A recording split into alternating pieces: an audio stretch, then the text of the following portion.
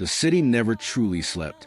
Even at 2:37 a.m., streetlights flickered nervously. Distant sirens cried into the night, and a thin fog crawled low across the asphalt like a silent predator. In the darkness, a man ran, fast, desperate. His breath was ragged, his heart pounding like a drum of war inside his chest. His name was Kareem al-Haddad, 32 years old. Criminal record longer than a highway. He wasn't always like this.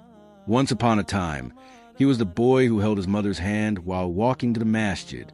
The boy who memorized Surah Yasin because she cried every time he recited it. The boy who believed Allah loved him. But life had twists sharper than knives. His father abandoned the family when Kareem was 13.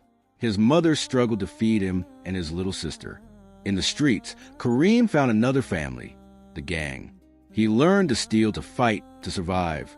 He vowed never to be weak again, never to cry again, never to need anyone again. Tonight, however, he broke every vow because for the first time in years, he was crying. Just hours earlier, Kareem and his crew had robbed a private clinic, millions worth of narcotics ready for black market distribution. They planned the escape perfectly, except nobody expected the security guard to pull a gun. A shot rang out, a scream, blood on marble tiles. The guard never got up again. But he wasn't the only one hit. Yusuf, Kareem's best friend, more like a brother, collapsed into his arms. "Kareem, run," Yusuf whispered, coughing blood. Kareem refused. "No, I'm getting you out. Run." Yusuf roared, pushing him away. Then the alarm screamed.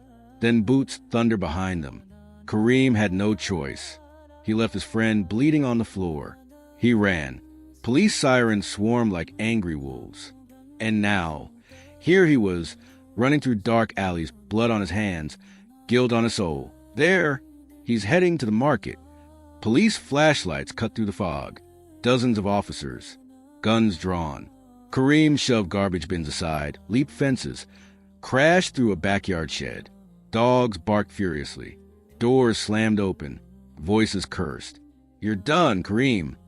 You can't outrun the law." He sprinted harder. But deep inside, a darker thought whispered, "Can you outrun Allah?" He shook it off.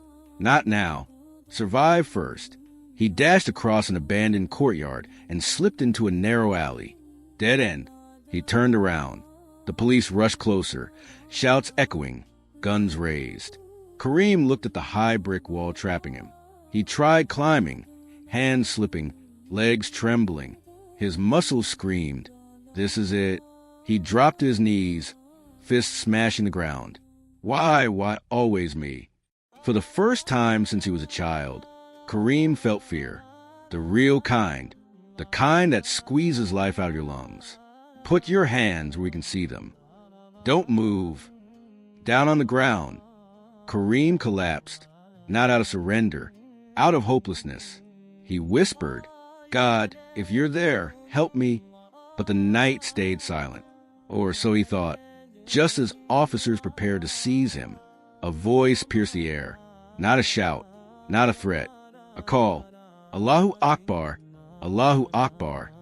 The far Adhan soared across the city, gentle yet overpowering. The muezzin's voice vibrated through the walls, through the streets, through Kareem's chest. He froze. The officers paused. Even the dogs quieted. The Adhan rolled on. "Ashhadu an la ilaha illallah." I bear witness that there is no God but Allah. Time stopped. Memories flooded Kareem's mind. His mother kneeling in prayer, her hand on his head, whispering dua, her voice telling him, "Never abandon Allah. He will never abandon you." He clenched his jaw, tears mixing with sweat. The next line shook him to his core. "Hi Allah Salah." Come to prayer, as if the call was meant specifically for him. His heart screamed, "Get up, return. This is your chance." The police shouted again. Down on the ground, Kareem slowly raised his hands, but not to surrender to them, to surrender to Allah. For the first time in years, he whispered, "Astaghfirullah, oh Allah, forgive me." A tear fell, then another. Kareem stood up, breath shaking, and faced the officers. A voice inside him said, "Tonight you ran from them. Now run to me." Without thinking, without planning, Kareem sprinted again, but not toward darkness, not toward crime. He ran toward the masjid. The Adhan guided him like a lighthouse. His legs moved like faith had taken over. The police followed, but they were slower now. Kareem reached the masjid courtyard, slammed into the entrance, and fell inside. The imam and worshippers gasped. "What is this?" "He's injured." They rushed to block the doorway. "That's enough," the imam commanded the police. "This is Allah's house." "It doesn't matter," an officer barked. "He's a murderer." Kareem looked up at the imam, beard white as snow, eyes full of calm. I'm not a good man," he choked. "I'm not even a believer anymore." The imam knelt beside him. "You came here. That is enough for today." Kareem shook violently. "I don't deserve Allah." The imam placed a gentle hand on his heart. "No one deserves Allah. We are all beggars at his gate." The Iqamah began. "Straighten your rows, align your shoulders." Kareem tried to stand. He collapsed. Two men lifted him. "You will stand before Allah," they whispered, "even if we must hold you up." As the prayer began, Kareem repeated every takbir through sobs. Then came sujood. His forehead touched the carpet. The same softness from his childhood.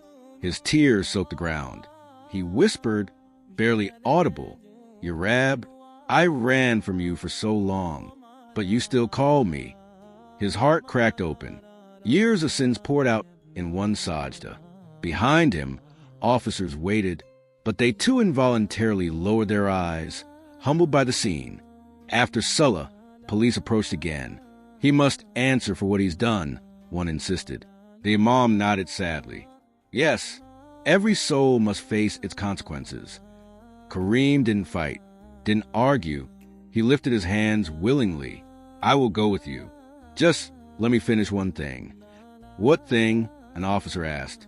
Kareem looked the imam in the eyes. "Teach me how to say it again." The imam smiled warmly. "La ilaha illallah." Kareem repeated it. "La ilaha illallah." Then the imam added, "Mohammedan Rasulullah." Kareem's voice cracked. "Mohammedan Rasulullah." The masjid filled with tears. Even police officers turned away to hide their emotions. Weeks passed. Kareem faced the court, charged with robbery and manslaughter. His lawyer advised him, "Blame your crew. Say the guard shot first." But Kareem shook his head. "I lied my whole life. Not anymore." He confessed every crime. The judge stared at him, stunned. "You do realize this confession may cost you your life?" Kareem smiled gently. "My life belongs to Allah now. Whatever he decides, I accept." The courtroom fell silent point one night in prison. Kareem sat on his thin mattress, reading Quran poorly, sounding out each word like a child.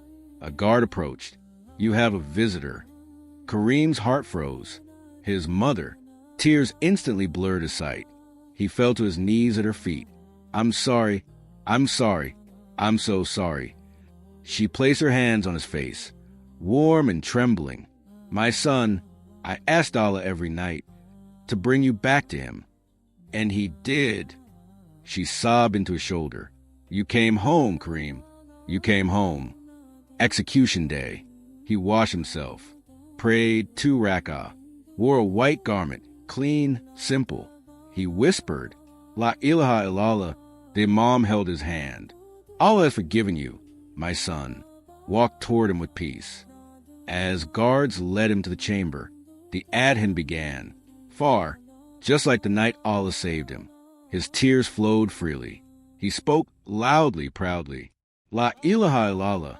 La ilaha illallah." The words echoed. The injection entered.